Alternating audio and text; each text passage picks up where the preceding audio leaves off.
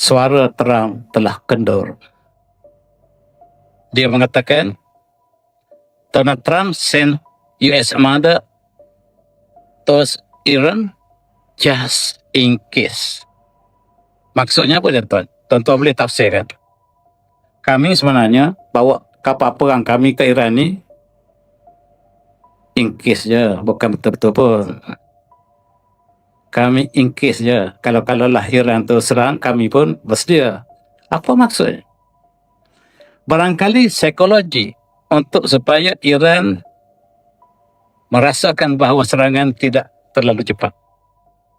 Ataupun untuk tunjukkan bahawa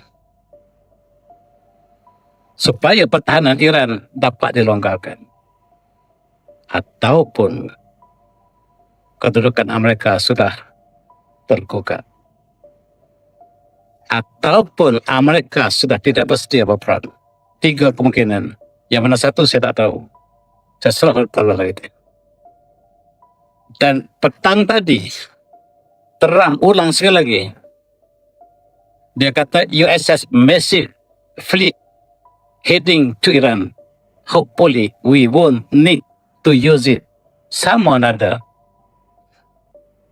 Barangkali psikologi, barangkali mereka gugup, tidak pasti Iran akan hancur sebab China, Rusia barangkali berpihak kepada Iran.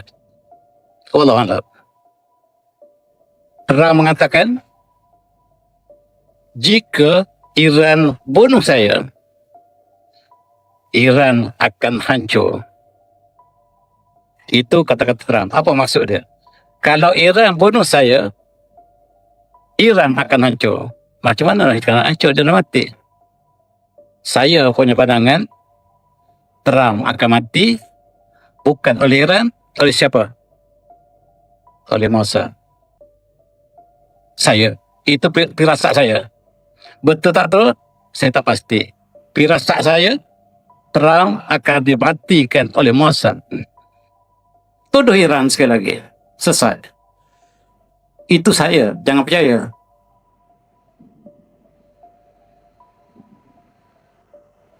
Dan penerbangan dunia telah berhenti malam ini.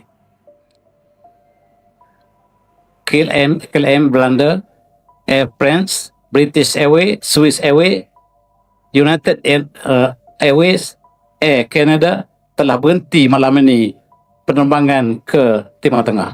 Apa maksudnya? Sangat penting. Jadi apa yang kita jangkakan, Iran, Amerika mengatakan gugup ini sukar untuk terima sebab Eropah bersedia untuk menghadapi peperangan. Kita tengok Bill Gates. Bill Gates mengatakan bahawa tak adjust dalam masa 5 tahun ini. 5 tahun ke depan ialah masa yang sangat genting. Masa kelaparan. Masa kemarau. Masa makanan tidak ada. Bukan saya kata. Bill Gates. Dia buat teori. Sebab mereka merancang. Apa yang merancang kita tak tahu. Dan dalam senarai Israel, Amerika, mereka akan hancurkan Ukraine, Venezuela, Greenland, Iran, Nigeria, Iraq, Palestin, Afghanistan telah hancur, maka dunia akan menjadi sasaran. Mereka akan mengambil Mexico, Canada, Afrika, dan di mana ada minyak, di situ mereka akan menyebur. Mereka mulakan dengan Venezuela. Sebagai untuk melengkapkan 5 tahun yang bakal sangat-sangat genting, kata Bill Gates, maka dimulakan dengan Venezuela, sebab Venezuela ialah negara yang punya reserve minyak terbesar dunia. Dan sebelum menyerang Iran, dia serang Venezuela dulu, culik presidennya, dan ambil minyak Venezuela. Maksudnya Amerika sudah bankrupt terpaksa mengambil minyak sebelum berperang. Dan ini menunjukkan bahawa Iran dapat menghidu ekonomi Amerika sudah merudum sebenar-benarnya. US dollar telah jatuh mencunak. Tuan-tuan yang masih dengan forex, hati-hati. US dollar bakal jatuh dan jatuh sekiranya perang meletus. Tuan-tuan cepat-cepat pergi tukar ke ringgit. Sebab falsafahnya, if you have oil and don't have a nuclear power, the oil belongs to America. Itu falsafah. Dan Greenland. Greenland ialah bumi yang belum berpunya, tapi sudah berpunya. Sudah ada tunang. Tapi Amerika tak kisah. Tunang ke tak tunang, dia nak ambil, dia ambil. Sebab khazanah yang banyak. Tetapi untuk mengambil dan Greenland ketika dia menghadapi Iran, maka dia menghadapi NATO. Dia menghadapi Eropah. Slow, saya tak ambil lah, dia kata. Tunggu dulu. Sebenarnya inilah matlamat. Dan untuk mengambil Greenland, dia berdepan dengan Eropah sendiri. Dan ini menyebabkan api peperangan dunia ketiga bakal meletus. Kita harapkan tidak berlaku. Tuan-tuan, Rusia membuat amaran. Sekiranya US mengambil Greenland, perang dunia ketiga diisytiharkan. Sekiranya sentuh Greenland, perang dunia ketiga akan diisytiharkan. Dan kapal perang China, Rusia, Iran sekarang berada di Afrika Selatan. Mereka sedang bersiap siaga sebagaimana yang US mengatakan, in case kami perlu gunakan kapal kami, in case Iran, China, Rusia berada di Afrika Selatan. Maka in case dengan in case sangat menakutkan. Sekarang satu pakatan baru berlaku. Respon kepada geopolitik yang berlaku di Iran dan Amerika. Amerika menghadapi satu pakatan tidak resmi baru di antara Rusia, China dan Korea Utara. Dan inilah menyebabkan peperangan tidak diisytiharkan lagi sampai malam ini. Sebab ada pakatan baru yang longgar menyebabkan Amerika teragak-agak. Sebab bila mereka serang Iran, pastikan Iran mati. Pastikan Iran hancur. Tak boleh bangkit lagi. Tetapi ada beberapa perkara yang harus dipertimbangkan. Peranan pakatan baru, kapal yang berkumpul di Afrika Selatan, dan dunia pecah dua. Belak biru, belak merah. Dunia secara tidak resmi terbagi dua sekarang. Betul-betul dua-dua. Sama kuat. Menakutkan.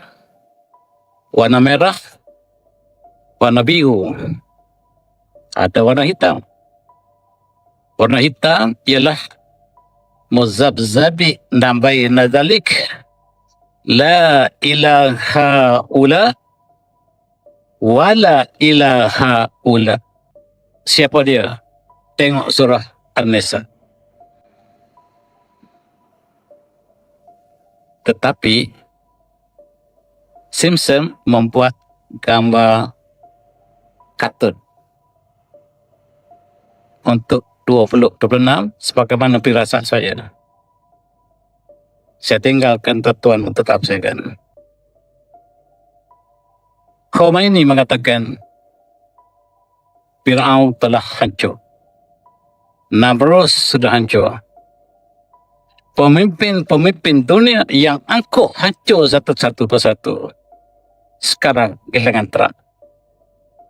Giliran Trump akan muncul. Giliran Netanyahu akan muncul, tidak ada satu pemimpin dunia yang kekal, apabila mereka telah angkuh dan melakukan kerosakan yang melampau.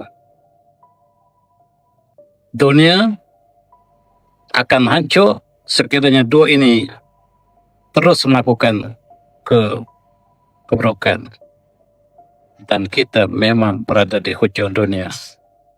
Hancur Amerika, hancur Israel, dan itu tandanya kiamat sudah sangat hampir.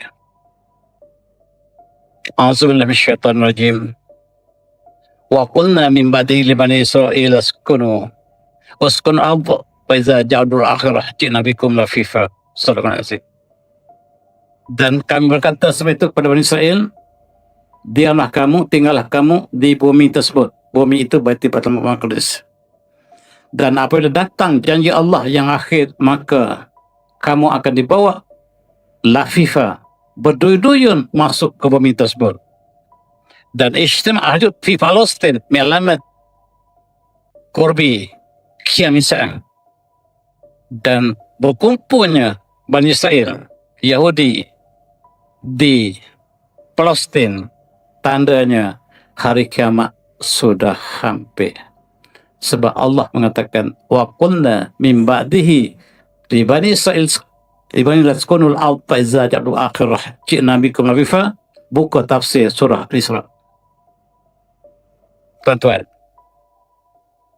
seorang ulama di Syria bermimpi bahawa zaman Imam Mahdi telah tiba. Dunia sudah hampir.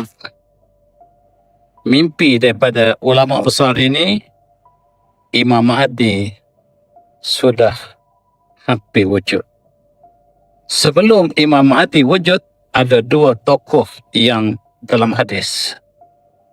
Satu namanya Al-Qahtani, satu lagi nama As-Sufyani. Dua-dua mesti muncul dulu sebelum Imam Mahdi datang. Satu ialah Al-Qahtani, satu lagi adalah Sufyani. Apakah dua-dua ini sudah muncul atau tidak? Wallahu a'lam. Dan kita lihat apa yang berlaku di dunia ini. Kita lihat peristiwa-peristiwa yang berlaku di Syria. Sebab Syria akan menyaksikan kewujudan, kehadiran Imam Mahdi. Di situ apakah tahta tawilah baina Turki wa Israel. Dan khutu hawaril mubajah waqa' Ahmad Syara' al-ittifaq salam mal Israel. Apakah Al-Qahtani, apakah Hasbani? Saya tahu kata betul-betul. Di tempat di sebelah timur pula ada pula pemimpin yang di luar jangkaan kita. Mereka ingin menjadikan Rusia sebagai negara Islam. Ketika seluruh dunia ingin menghancurkan Islam, ada sebuah negara komunis di sebelah timur, Rusia namanya, ingin menjadikan Rusia sebagai negara Islam. Dan dia telah perkenalkan kurikulum Islam di seluruh Rusia. Al-Quran wajib dipelajari oleh seluruh Islam dan Islam di Rusia. Berita ini tak sampai ke Indonesia.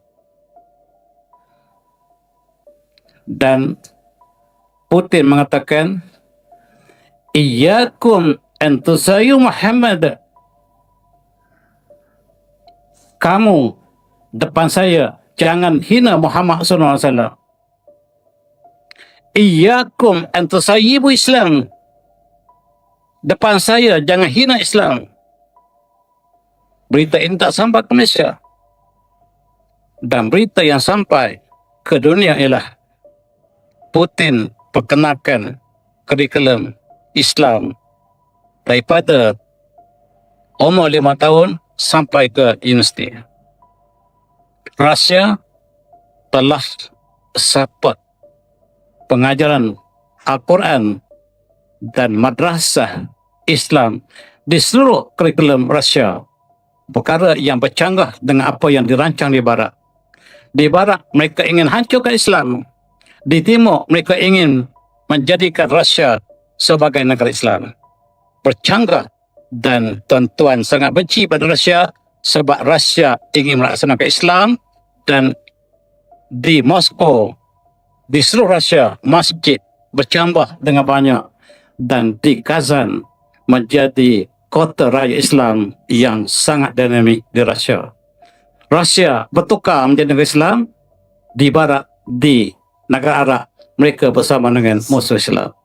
Allah tukar apabila yang Islam sudah tidak merasakan kemanisan Islam, mereka akan dihinakan. Sayyidina Umar pernah berpesan, "Nahnu qauman azamna Islam. Pain bertawina al-izzah biwirihi azadullah." Kita Allah muliakan Islam, dan sekiranya kita mencari pada Islam, Allah akan hinakan kita.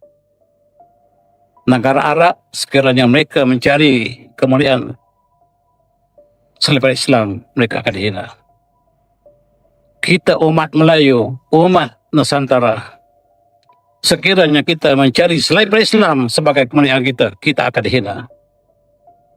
Dan ingat kata Rasul Sayyidina Umar ini, "Nahnu qauman azam Islam, faina btawina al-izzah bighairihi azallah biha." Allah akan hinakan kita.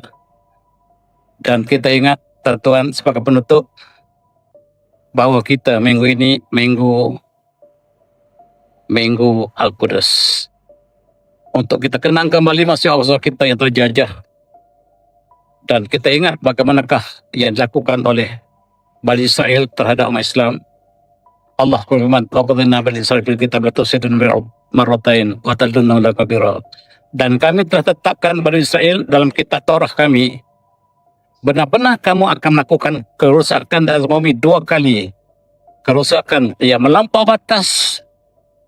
Dan ingat, subhanallazi asra bi'amdihi lailan minal masjidil haram ila al-masjidil aqsa alladzi barakna lahu min ayatina innahu was-sami'ul basir.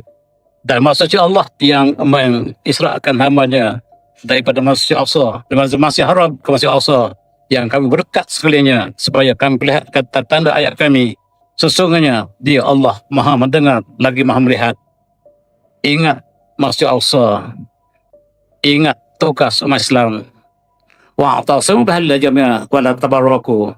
Dan bersatulah umat Islam, peganglah pada tali Allah, jangan kamu bercerai-berai. Dan Minggu Al-Quds diadakan setiap tahun untuk kita kembali bahawa kita umat yang satu, umat yang mulia. Sekiranya kita pegang Islam. Dan akhir sekali saya petik kata-kata Khomeini. Khomeini kata seperti berikut, "Tidak ada dalam sejarah Islam yang kalah pada Yahudi.